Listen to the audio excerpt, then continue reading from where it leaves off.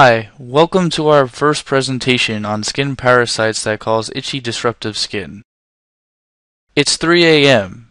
Your sleep has been interrupted by something crawling on your face, legs, private parts, and you have no idea as to what to do. First you wonder if it's your imagination, but then the crawling feelings are accompanied by a biting, stinging sensation. Sometimes the biting seems to be from under your skin. You get out of bed, turn on a light, and take a look to see what's causing the problem. You see nothing. Hoping for relief, you scratch it. Moments later, the biting returns, and it's relentless. The next day, you may find a rash developing, or what appears like bites on your skin. The only evidence of something going on is that you might find a gritty sandy-like substance, black specks in your bedding, or some strange fibers developing on your skin, or tiny sparkly specks of light-reflecting sunlight on your arms. In some cases, it looks like a mosquito bite, or the beginnings of a zit, but it never goes away. In fact, it multiplies in a short period of time. What's causing the biting, rashes, lesions, and what do you do about it? First you try some over-the-counter remedies such as Benadryl, or Gold Bond, medicated powder, and there's no benefit. Then you go to the doctor, expecting a prescription for a skin cream to quickly eliminate the problem. Your doctor examines you and can't find anything wrong. You're in disbelief. And then when you ask him about the lesions, he accuses you of scratching your skin, causing it to inflame. If you're lucky, you might convince him to prescribe something like Quill or Elimite, which provides some relief for a few days, and then all bets are off, as it's back to the hell of itching and biting. If you complain enough, your doctor might take a biopsy, plug sample. You think to yourself, finally, we're going to find out what the problem is. And you're looking forward to finally identifying the causative agent. The test comes back negative, and eventually your doctor suggests to you that it's stress. In your imagination, anxiety, general nervousness, Rosecca's red face.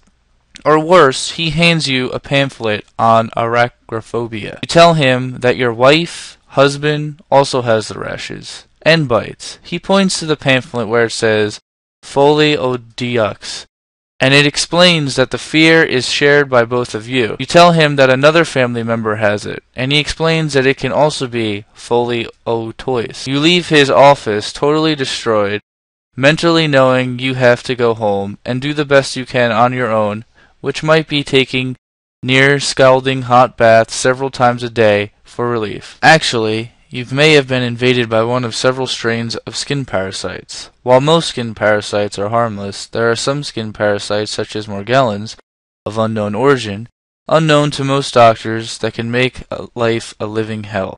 The sad thing is that there is no diagnostic procedure, much less a treatment. The job of the Old Testament in the Holy Bible, with what are described as boils, may very well have been the first human on record who suffered from these skin parasites, which are in the form of skin mites, nematodes, columbola, and or skin fungus. Some species of parasites that usually live outdoor on plants and animals can adapt to living both in human skin and bring protozoan, bacterium, and fungi organisms that live systematically in the blood. Without guidance and an effective treatment, the parasites can reside in one's skin for years and make scabies, a form of mite, look like the common cold. To further complicate life, this skin problem can be easily transmitted from animal or human to human by simple contact. Beauty, parlor, laying down on an infested couch or rug, trying on new clothes in a store that was tried on by someone who was infested. My hell started from a cloud of dust that descended upon me after I pulled a strangulating vine from a tree in my backyard, so the medical specialist I consulted couldn't pull that arachnophobia stuff on me. Early on, I experimented with garlic. I tried other things like curry, but garlic was the ticket. I started with 30,000 milligrams of garlic per day, and ended up at around 240,000 milligrams per day, before I freed myself of the parasitic itchy biting symptoms. For me, garlic completely tamed down the symptoms of the itchy parasites to where I could be human.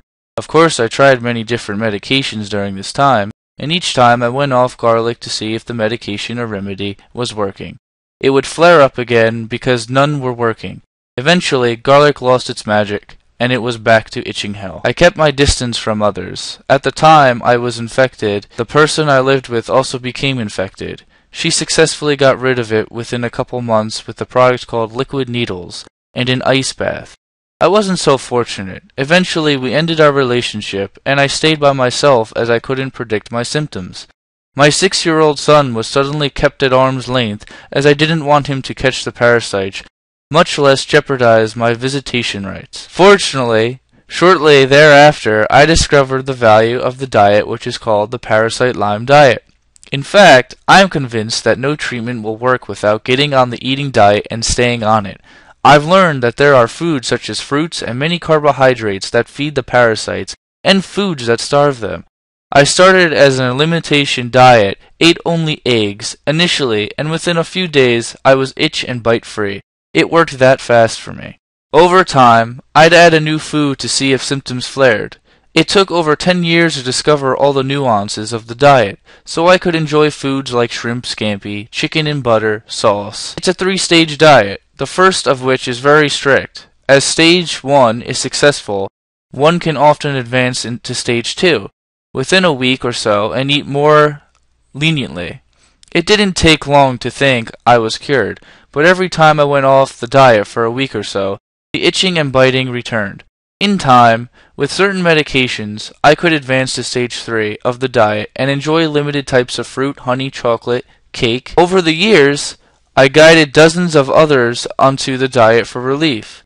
The e-book entitled Soothing the Itch Within and the Diet to Control It provides medical, bathing, and disinfection protocols which got me and dozens of other sufferers symptoms-free. Additionally, the e-book and the diet is valuable for and addresses the complications of Lyme and protozoan infection that often accompany parasitic infection.